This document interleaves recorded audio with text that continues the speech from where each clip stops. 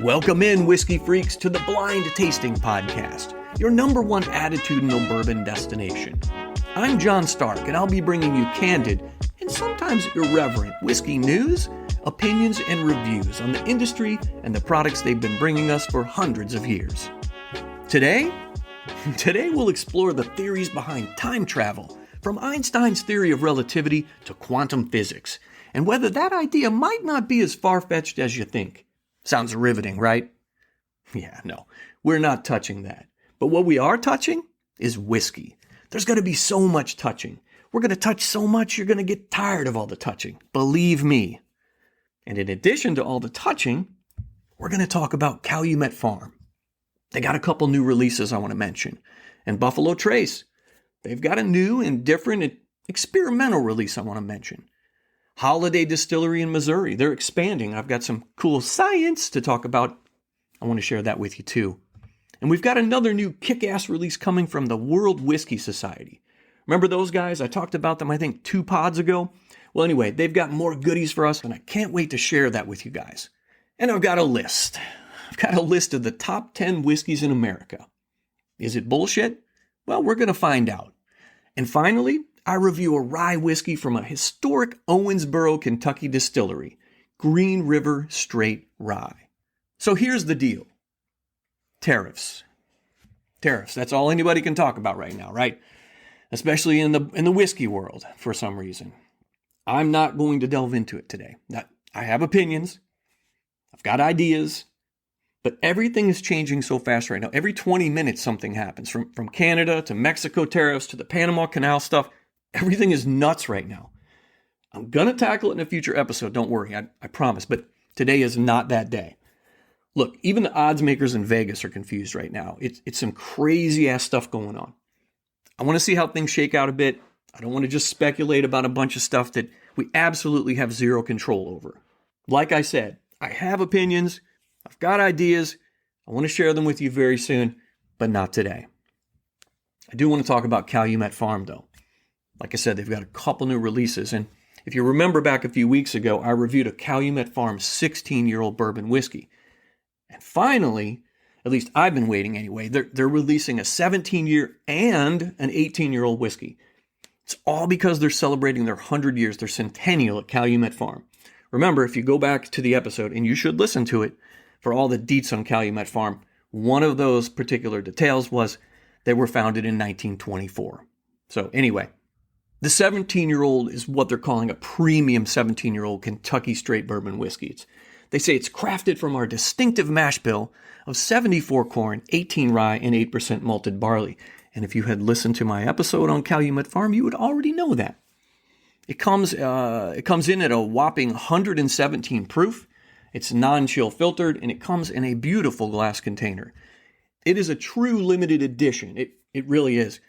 And it looks like it's only going to be, I think, limited to 3,000 bottles. So that to me is, in this day and age, that's really limited edition. The 18-year-old, it's pretty much the same stats. The mash bill, non-chill filtered, all that good stuff. But it comes in at 118 proof. Get it? 18. It comes in a fancy pants, and I mean a fancy looking box. And the bottle is something I've never seen before. I've got no word yet on price points either, so stay tuned on that as well. So my guess is that this is just really a kind of a continuation of their line, the 14-year, the 15, the 16-year-old stuff.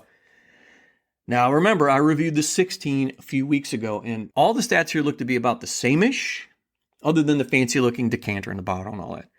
I think if I remember correctly, that one, the 16-year, came in at 106 proof. So if you love the 16, maybe these would be worth a look. I'm looking forward to them. I at least want to try them somehow. My guess is they're going to be at least 150 or more a bottle. The other ones have always been, but we'll see. I do have to say it's good timing for Calumet Farm. If they can release this stuff prior to the Kentucky Derby this year, considering their connection, to horse racing and all that good stuff in the Derby, I'm hoping their production and their marketing teams can kind of get it together and we can get our hands on it real soon now that it's already February. So Buffalo Trace. I say enough about Buffalo Trace, right? Well, this is kind of good news. They've got an experimental release they're putting out. They've unveiled what they're calling their 26th release in their experimental collection. This time, though, it's not a whiskey. They say it's inspired by hoppy beers, and it's called Spirits Distilled from Grain and Hops, because they couldn't come up with something shorter than that. It blends whiskey making with brewing techniques. So, the experiment began with Buffalo Trace's unaged bourbon distillate. They're using rye as a secondary grain, and before a second distillation, the team infused two types of hops, Czechoslovakian Saz and American Zythos. I'm not into brewing. I don't know what those are. Beer guys, you know exactly what that is. They split them into two types of batches. And the resulting spirits, they aged for 11 years and 7 months. So they've got a lot of time invested in this, if nothing else. They aged them in charred American oak barrels. Then they blended, they chill filtered, and then they bottled this concoction at 90 proof. So their master distiller, Harlan Wheatley, he explained that the hops influence both the aroma and the taste, and the resulting liquid is what he calls a spirit that appeals to both whiskey and beer lovers, offering subtle hop bitterness alongside bourbon's rich sweetness.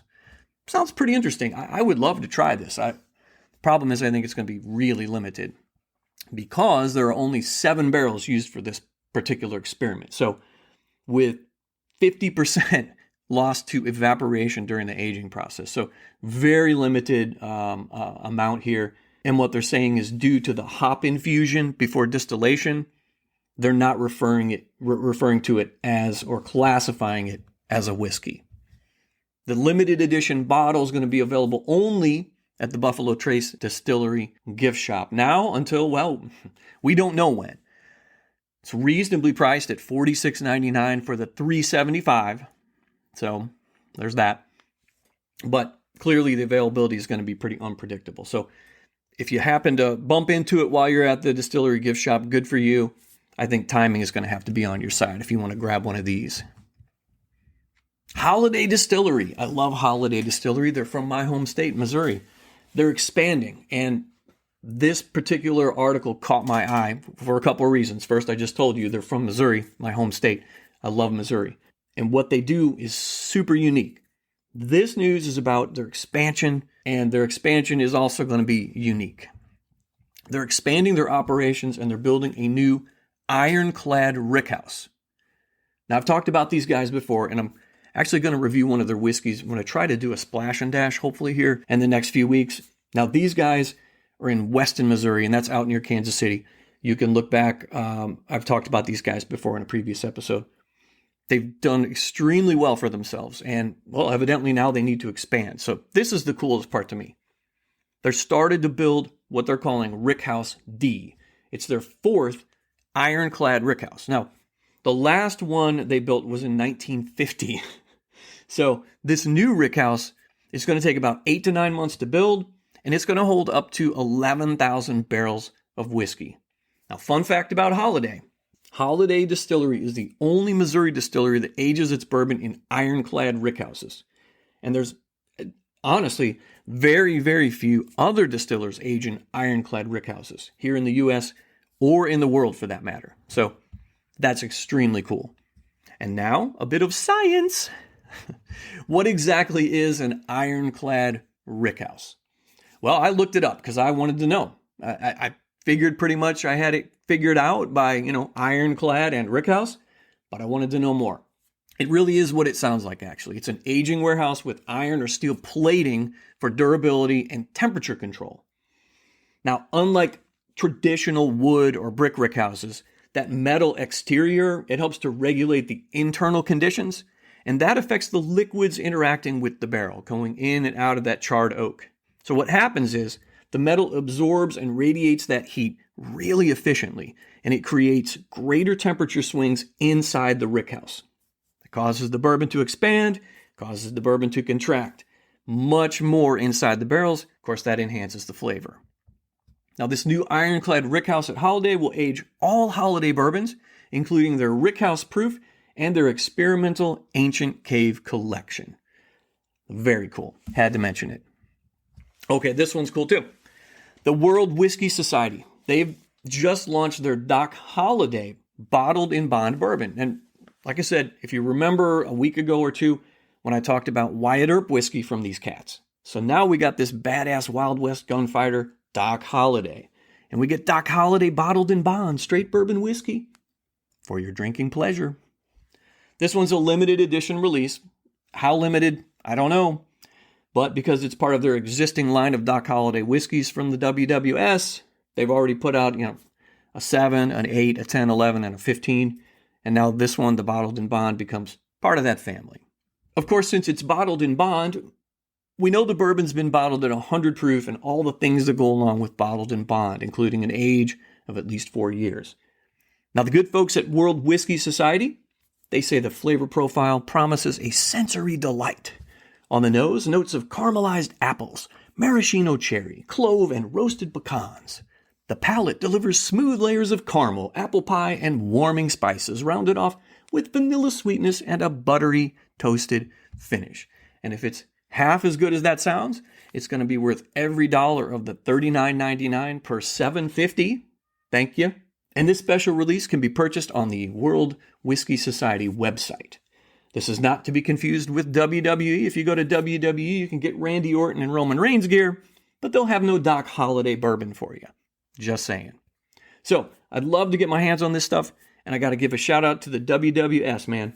They're doing a great job pricing this thing, so everybody can afford it. I know it's limited, but man, $39.99. Thank you, WWS. And now, I'm going to give you a list. I love lists and countdowns, and you can ask the wife. We love at the end of the year when SiriusXM, they do their countdown shows. We're absolutely captivated by this thing. And who didn't love Casey Kasem back in the day in the top 40 countdowns, right? Dang, I miss that guy. Now it's time for our long distance dedication. I kind of miss those days. Anyway, I'm going to give you guys the top 10 American whiskey brands of 2025. All right, let me explain where this is coming from, because there's millions of lists out there. Let me give you a little background. Drinks International. This is their annual report, and it highlights the 10 best-selling American whiskey brands based on data from top bars across the country. So they asked 100 bar owners across the land to rank their best-selling whiskeys. And here we go. So number 10 is pretty believable to me. It's Rittenhouse Rye, and we know that's owned by Heaven Hill. It's got it's a barely legal rye at 51%, 35 corn, 14 malted barley. Get some great tasting notes out of it. And Rittenhouse Rye is super affordable. You can get it for $25 hairs, and it's pretty much everywhere. That's cool. Okay, I kind of go along with number 10, right? Number 9. They say Evan Williams is number 9, and it's named after Kentucky's first distiller, as we know. Their black label is super affordable at $16. I'd pay the extra $5. I'd get the bottled in bond. That's me. Good stuff. Enough said. Number 8. They say number 8 is Wild Turkey, led by master distillers Jimmy and Eddie Russell. I like Wild Turkey 101. Did a podcast episode on it just a couple weeks ago. You need to tune in, where we compare OG 101 with the 70th anniversary, and we compare it with the 101 12 year from Japan. So anyway, Wild Turkey 101. You can get it for $26. It's everywhere. It's bourbon whiskey. It's good stuff. Number 7. This is the historic Jim Beam. Synonymous with the word bourbon. For those of you with infinity bottles, that means it's the same thing. You can get white label Jim Beam for $18. It's affordable and it's available. I think Jim Beam is kind of like Chuck Norris. You don't find Jim Beam, it finds you. It's literally everywhere. So my point of contention here is they listed at number 7. It's arguably the most well-known and best-selling bourbon whiskey on the planet, or at least in the United States for sure. I'm not sure number 7 is where I would put it. It's their list. Number 6 is Jack Daniel's. It's known for their Lincoln County process of charcoal mellowing before they age it. Everybody knows old number 7. It's $25, $26, $27. It's iconic. But I have another bone of contention here, kids. Jack Daniel's It's the second best-selling whiskey in America. They've got it at number 6 here on their list, right? It's the number 2 best-selling whiskey in America. So something's wrong with this list. They got Jim Beam at 7 and Jack Daniels at 6. So it brings up a lot of question marks for me. Number 5, they have Buffalo Trace. And this next one makes good sense to me, I think. It's one of the oldest distilleries in America, Buffalo Trace. Everybody knows it's there in Frankfurt. This is their flagship Buffalo Trace bourbon. You can get it now routinely. I know you can get it at their gift shop all the time, like all the time. But I've been seeing it here in town. You could pretty much pick it up almost anywhere anymore for about 30 to 32, 33 bucks. And it's got all the things you want in a daily drinker. It's got that vanilla. It's got the cinnamon. It's got the caramel. And it's got more than that in there too. Like I said, I'm starting to find it more and more and for non-stupid prices. And that's a good thing. I think Buffalo Trace at number 5, it kind of makes sense. So number 4 is Woodford Reserve.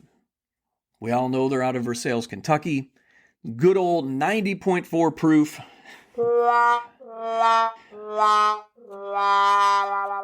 I know, but it's decent for the $38 you're going to pay. That's pretty much the going rate no matter where you find it. If you pay more than $38, you've made a mistake. Number 3, Maker's Mark. Now, we're getting close, kids. It's that wheated bourbon that you can find everywhere. Every bar, every restaurant, liquor store, dentist office, yoga studio, library. It is everywhere. And it's solid, especially in a pinch. It's not my first choice, but I'm not sad if it's all they've got there on the menu. Okay, well, that's not completely true, but I'm not angry. How about that? And it's also got the fun, or annoying, red wax on the bottle. You can usually pick up Makers for anywhere from 29 to 32 bucks. Okay, now we're starting to get in stupid land here. Number 2, Bulleit Frontier Whiskey. Seriously? Number 2? I got not a lot to say about Bulleit. And spoiler alert, I'm not a big fan of Bulleit, actually, even at $31. I think this is insanity. I just went to the bar last night, and granted, this was not, at the Hyatt Regency or the Millennium Hotel, but I looked over, they had 3 whiskeys. They had Jameson, they had Jack Daniels, and they had Maker's Mark. No Bulleit to be found. Anyway, the number 1 whiskey, according to 100 bars across the country, and the geniuses at some of the finest drinking holes we've got, the gurus of mixology, the sorcerers of spirits, Michter's. Okay, sure. Yeah. Michter's. Yeah. That's not for me. And I'll bet there's only a fraction of you whiskey freaks out there. And that's going to be a very small fraction who would ever rank Michter's as the number 1 whiskey that you're going to drink when you're out at a bar. This is just crazy. I'm almost speechless here. Okay. I know they got most admired whiskey in 2023. Remember that? Oh, yeah. And they also got most admired whiskey in 2024. But again, you know who gave them that honor? That was bestowed on them by the same folks that created this list at Drinks International. A bunch of writers at a newspaper, basically. And they gave Michter's top honors over every brand you can think of from Scotland, Japan, Ireland, the United States. This is insanity. And to top it all off, US 1, Michter's US 1, it's 49 bucks. And in my opinion, that's way overpriced for a no age stated 91.4 proof whiskey. It's really such a shame. It's a real missed opportunity here. Remember I mentioned this. Jim Beam and Jack Daniels were 6th and 7th on this list. Well, not that I would want them to be at the top for how much I enjoy them, but I simply cannot believe that bars across the country sell more US 1 Michter's than most of these others on the list. Kind of makes you wonder what would cause them to rank Michter's above all the others. Hundreds and hundreds of others, right? 2. Not 1. 2 years in a row. How many others did they pass over? 2 years in a row. It's very interesting stuff going on here. And I gotta say, I'm more than a little sus. It's sus, right? That's what the cool kids say. One of these days, I'm going to do an episode or two on this kind of thing. You know, the awards competitions and the way certain whiskeys get exposure in the media. I guess I kind of sound like that one old man on 60 Minutes. And gosh, what was his name? That old geezer, Andy Rooney. That's what his name. Andy Rooney. And he always did a segment. He would say, "You ever wonder why?" And then he'd follow up his question with some bizarre or every once in a while, sometimes a smart idea or a question about life or the way things work. Well, you ever wonder why the most prestigious whiskey awards are held in places like New York or, of all places, San Francisco? Honestly, it kind of bugs me too. And it reminds me of a TV show that Penn and Teller, you know, the magician guys, I think they had a residency out in Vegas not too long ago. They had a TV show. Well, they had another series on cable where they called bullshit on things like pricey, fancy restaurants and self-help gurus and weight loss fads, all kinds of bullshit. And I'm getting a similar feeling here. Anyway, I'm getting off track here, guys. But promise me this. You'll at least give it a little bit of thought. Well, now, ladies and gentlemen, the moment you've all been waiting for. My review. The review of Green River Straight Rye Whiskey. And now a bit of history. So just 2 minutes of learning, and then we get to drinking. I've got to tell you the history of DSP 10. That's right. The 10th distillery in the state of Kentucky. Now, it was founded in 1885 by J.W. McCulloch in Owensboro, Kentucky. Green River quickly gained a reputation for quality bourbon. They won gold at the 1900 Paris Exposition, like the World's Fair. And they won the grand prize at the 1905 Liège Exposition. And it was kind of a World's Fair type of deal in Belgium. So they started getting a lot of awards fairly early. Now they marketed, this is fun, they marketed their whiskey as the whiskey without a headache. And later the whiskey without regrets. And there's a reason they changed their marketing slogan, and actually it's kind of funny. So they became known for such high quality whiskey, they often advertised that you wouldn't get a hangover after you drank it since the quality was just so good. Well, that didn't set well with the good folks who regulate advertising, and probably for good reason. So the slogan they had to change, and they changed it to the whiskey without regrets.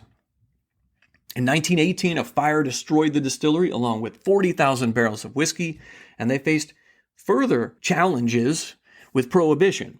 They halted production during Prohibition, and the brand changed ownership, and really they struggled after repeal.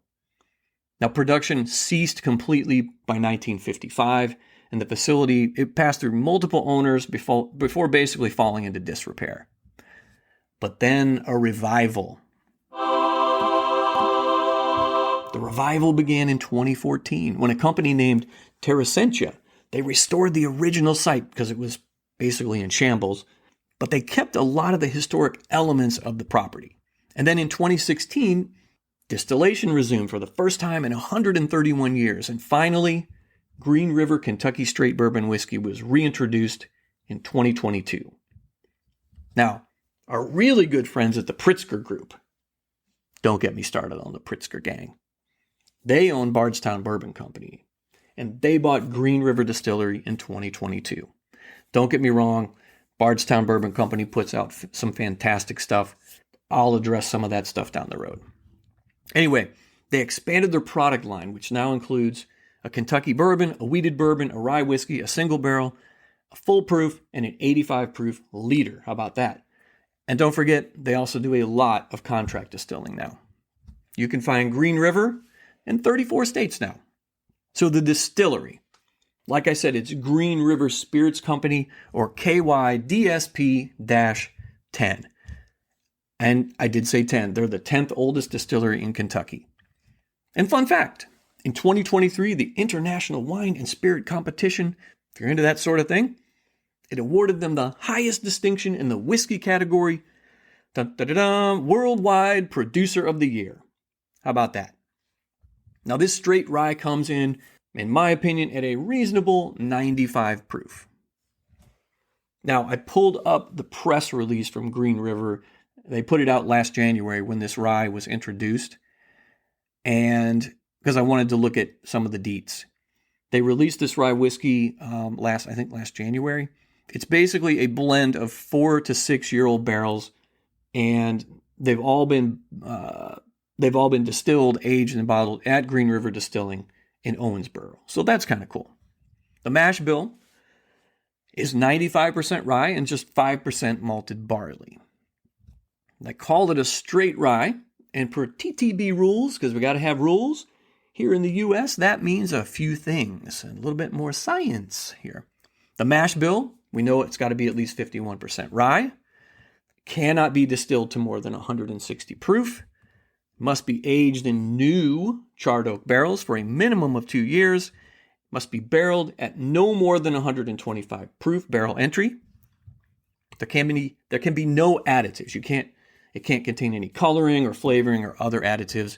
Only water can be added, and that's just to adjust the proof. So that's a straight rye whiskey, and I promise no more school today, kids. So the price.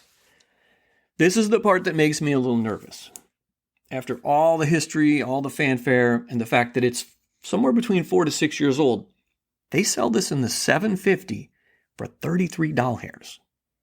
I know, right? It sounds too good to be true. $33 here at my favorite liquor spot right down the street here in Illinois. I'm hoping it's money well spent. Maybe a bargain. And I'm actually hoping for more than that, but I'm not getting my hopes up. Now the bottle. It is a unique shape. I can't describe it. It's almost like if you look straight down at it, it's like got a horseshoe shape, and the front is flat. On the front, you get the name on a large rectangular green label. And it's rye, after all. It's a green label. They proudly note the DSP-10. They tell you the proof, but there is no mention of the age on the bottle. Now, on the back, they have a micro, and I mean a micro description of the distiller's history.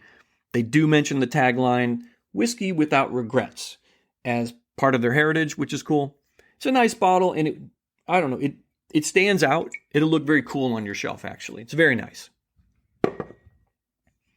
Now, let me pop this thing open. Let's get to tasting.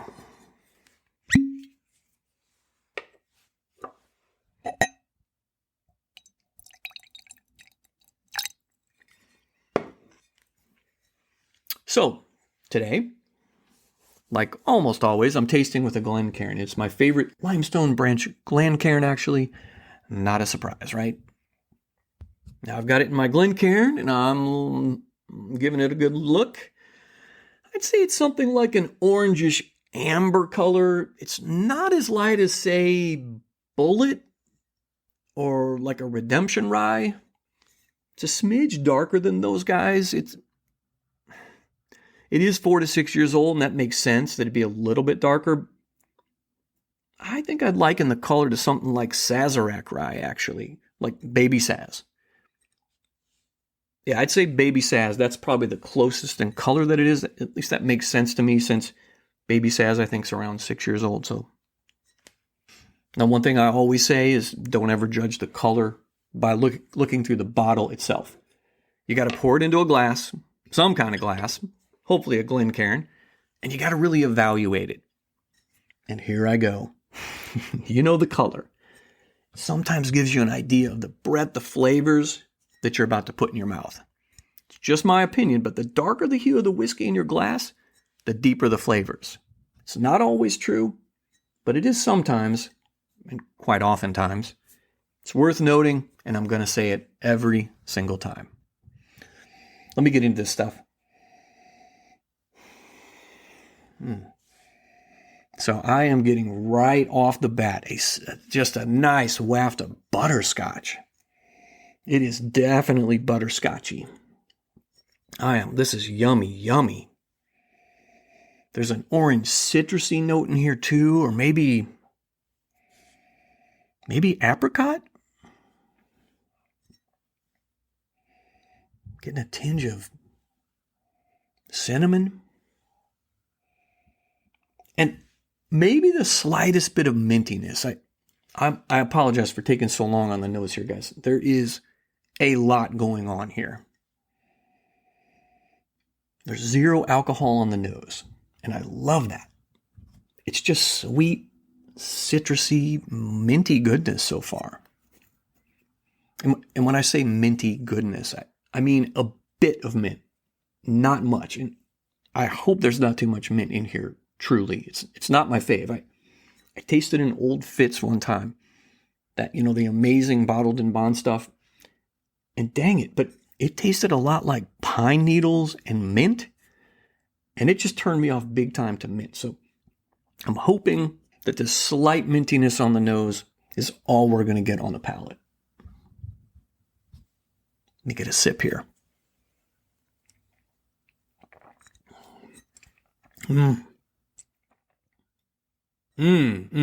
Really nice, decent mouthfeel. And there's that yummy butterscotch in here. And pow, that pepper hits right up front. Right away with that peppery note. That orange citrusy thing, it's going on in here too. And let me get another sip.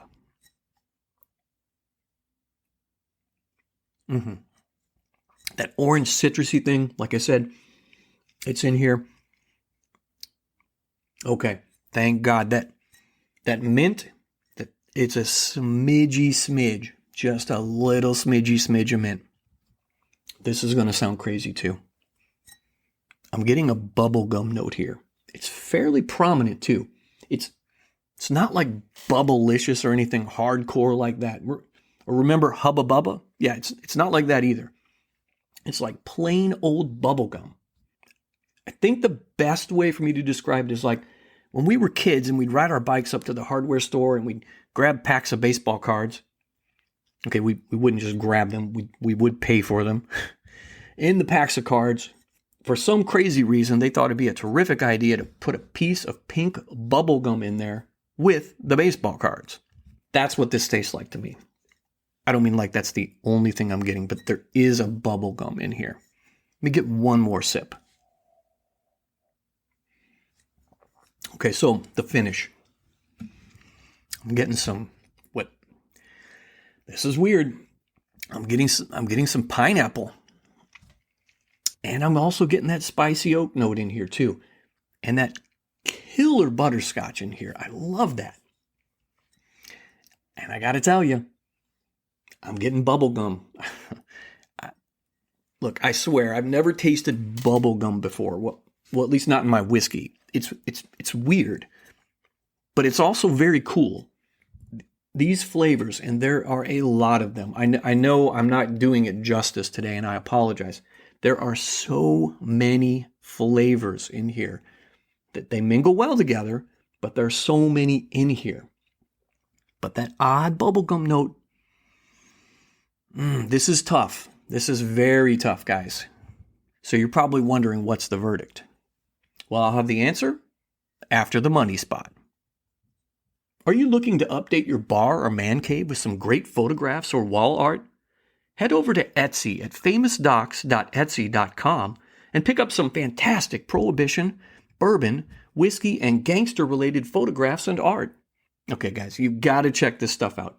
They've got photos of Al Capone, John Dillinger, Bonnie and Clyde, all kinds of cool photos over there. And if you purchase 4 or more items, you'll get 20% off your entire order for a limited time. Head on over to famousdocs.etsy.com. famousdocs.etsy.com. Okay, whiskey freaks, I kind of tricked you here. Sort of. Before I give my verdict, I want to do something fun. I want to do an experiment. I just happen to have a whole box of wax packs. 1989 Topps baseball cards wax packs. So I grabbed this thing during the commercial break, and now we're going to do a thing. So guess what comes inside the wax packs? Yeah, I already told you. And some of you guys probably remember from back in the day. That stick of dusty, hard, crusty pink bubble gum. A fun fact, and you can trust me here, kids. I know about baseball cards. I've been in it for a long time. Check this out. I know I told you no more history, but Topps actually started out, these are Topps baseball cards, and they actually started out as a bubblegum company back in the 30s.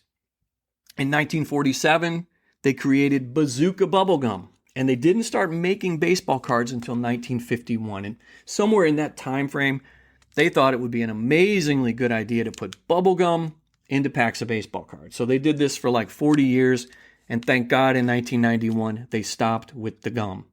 Those of us who were collectors, we were super thrilled about that, because what would happen is the gum inside the pack would bleed into the top card in the pack. So if you had a good or a valuable, or it was just maybe your favorite player, it ruined that card, the first card. So if your pack had, all the packs at that time, they had 15 cards, you actually ended up with 14 decent cards, at least condition-wise, because that one card would almost always be ruined by the stupid stick of gum. So before I give my verdict, I want to open up a pack. I want to get out the gum, and I want to attempt to chew the gum. And if you've ever had a pack of baseball cards with the gum in it, attempting to chew the gum is going to be interesting. I want to see if my description of wax pack bubble gum, I want to see if that makes any sense here as far as a tasting note on this Green River rye. To be honest, I'm hoping for a Nolan Ryan card or maybe a Cal Ripken Jr. in here. I know in perfect condition, a Nolan Ryan graded 10 from 1989 can go for about $100. Not that I'll get it graded, but a girl can dream, right? Here we go.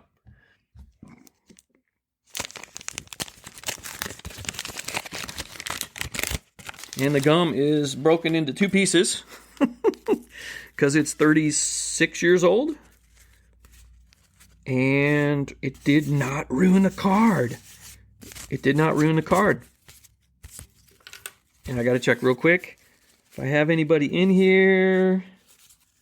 Wally Beckman, Jeff Reed, Paul Kilgus, Barry Jones, Rafael Belliard, Andre Dawson. Everybody remembers Andre Dawson on the Expos, right?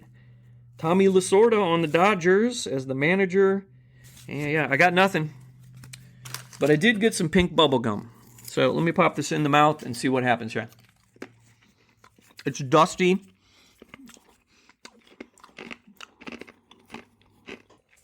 And it's basically disintegrating into powder in my mouth. And the powder tastes like cardboard and bubble gum. So I can't actually chew it. I'm basically eating it.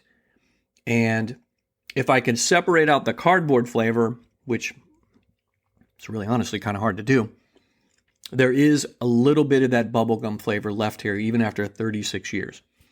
I think it's a fair representation of the gum, the bubblegum note that I'm getting. And I wish I had a different bubblegum to kind of point to as to what it might taste like. But in my mind, it's one of these sticks of gum from a pack of baseball cards. So now let me get the verdict out. If you listen to the Blind Tasting Podcast, you know there are 3 potential verdicts. Are we going to keep it? Are we going to collect it? Or are we going to cull it? To keep it means to proudly display it in your liquor cabinet. This stuff is good for a pour anytime, but look, there's no need to stock up on it. It's always available. Collect it. You grab another bottle or maybe 2 since it's so damn good. Or it just may not be easy to get your hands on a regular basis.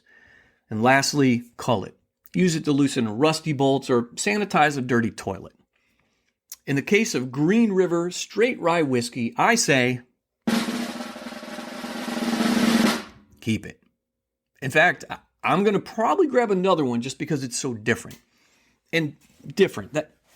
That may not even describe the uniqueness here. I'm drawn to this whiskey in such a weird way. I know I've missed some of the notes. I apologize for some of that. There is so much going on here. It's crazy different. And I can't imagine this bottle is going to make it very long here at my house. I want to say get it, drink it, and you'll definitely enjoy it. I want to say those words. And I think most of you will. I've just got some of that stuff stuck in my teeth. But dude, it's only $33. But keep in mind, I want everybody to understand it is very unusual. All right, I'm going to say it. Buy it. Go buy it. Tell me what you think. Shoot me a note. I'd love to hear your thoughts on this one. I don't think you're going to soon forget the way that you feel about this one after you try it. I believe it's going to really make an impression. And to me, it's captivating. And I'll leave it at that. And Whiskey Freaks, don't make me pull this car over. I need you to subscribe on Apple or YouTube, wherever great podcasts are found, actually. The Blind Tasting Podcast, it's everywhere. And I'm glad to have you listening and sharing and enjoying right along with me. Share this pod with at least one buddy. Or if you hate the pod, share it with that dumbass neighbor who's always blowing their leaves at 7 a.m. in the morning. I really don't care who you share it with. I just want to get the word out. Last but not least, I got to give a shout out to the farmers, distillery production guys and gals, warehouse workers, the bottlers and the truck drivers. They're the ones that make it happen. So cheers to all of them.